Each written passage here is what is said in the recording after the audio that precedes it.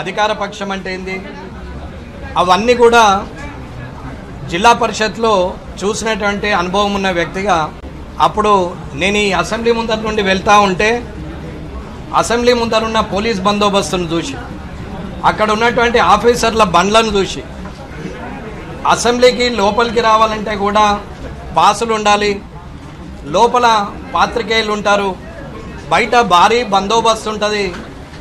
వీళ్ళందరూ కలిసి ప్రజలకు బాగా మంచి చేస్తారు.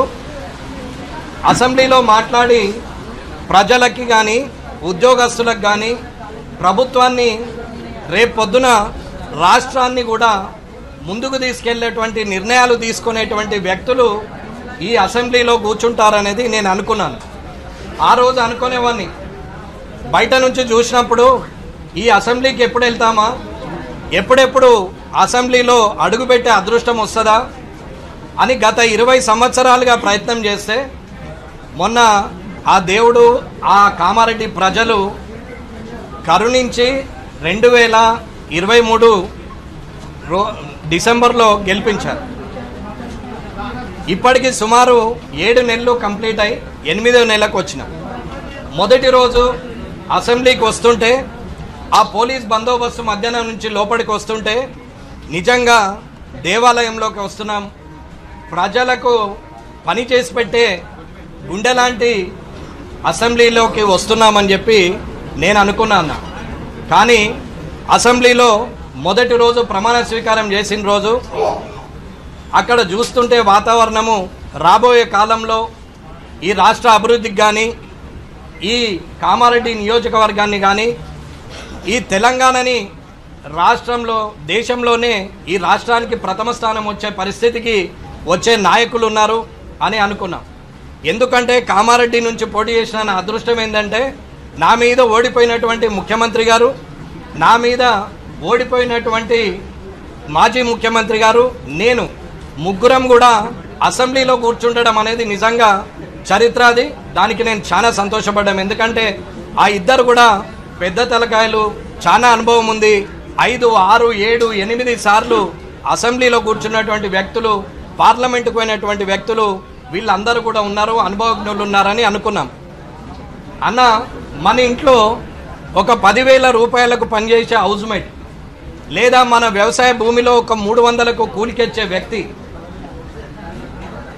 మనకు 5 నిమిషాలు లేట్ వచ్చినా, ఒకరోజు రాకపోయినా, తిన్న తర్వాత 15 నిమిషాలు లేట్ చేసినా వాళ్ళకు జీతం కట్ చేస్తాం. కానీ 2,75,000 రూపాయలు తీసుకున్నటువంటి ఎమ్మెల్యేలు ఇవాళ అసెంబ్లీకి రారు. నేను పార్టీ పరంగా మాట్లాడలేదన్నా, మనసులో ఉన్న భావనతోని నిన్నటి నుంచి భారంగా ఉంది కాబట్టి ఒక్కసారి మీతో పంచుకుంటే ఇది ప్రజలకు తెలిస్తే, అధికారులకు తెలిస్తే, మా ఎమ్మెల్యేలకు సోదరులకు అందరికి కూడా కొంచెం జ్ఞానోదయం అవుతుంది అనేది నా అభిప్రాయం. అసెంబ్లీ అంటే పేకాట క్లబ్ లాగా అయిపోయిందన్న. ఈ టేబుల్ మీద ఉన్నాడు ఆ టేబుల్ మీదకి పోయి, ఆ టేబుల్ మీద ఉన్నాడు ఈ టేబుల్ మీదకి వచ్చి పత్తాలాడచ్చు, ఎక్కడ ఖాళీ సీట్ ఉంటే అక్కడ కూర్చోవచ్చు, ఏ టేబుల్ మీద కూర్చుంటే ఆ టేబుల్ మీద ఆట ఆడచ్చు అనే ఆలోచన ఈ అసెంబ్లీలో తయారైపోయింది. అన్న, 2,75,000 జీతం తీసుకున్నటువంటి వ్యక్తి అసెంబ్లీకి రావడమే మానేసారు. సగం మంది వస్తారు, వచ్చిన సగం మందిలో 2 నాయకులు మాట్లాడితే 60 మంది జపం చేస్తారు, అల్లరి చేస్తారు.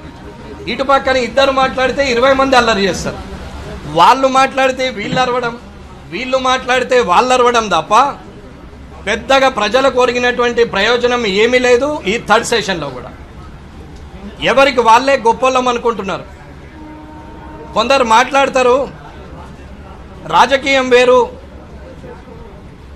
మా పరిస్థితులను బట్టి మిత్రులుగా ఉండొచ్చు, రాజకీయం రాజకీయమే, మిత్రులు మిత్రులే అంటారు. ప్రజాప్రతినిధులు అందరూ మిత్రులైనప్పుడు మరి శత్రువులు ప్రజల ఓటేసి గెలిపించినటువంటి ప్రజలే శత్రువులా ప్రజాప్రతినిధులకు అనేది నేను అడుగుతున్నా. ఏ ఒక్కరు కూడా ప్రజలకు సంబంధించిన అంశాన్ని లేవనెత్తి మాట్లాడరు. కానీ తన ప్రభుత్వం గొప్పది, తన ప్రభుత్వం గొప్పది అని చెప్పి మాట్లాడే వ్యక్తులే తప్ప ప్రజల గురించి మాట్లాడే వాళ్ళు లేరు. దాంట్లో మధ్యలో సెటైర్లు, సినిమాలో సీరియస్ సీన్ నడుస్తుండగా ఒక కమెడియన్ వచ్చి జోక్ చేసినట్టు ఒకరు జోక్ వేస్తారు, దాని మీద మళ్ళీ నవ్వడం. అప్పుడే ప్రతిపక్షం అధికార పక్షాన్ని, అధికార పక్షం ప్రతిపక్షాన్ని నాతో సహా నేను ఏ ఒక్క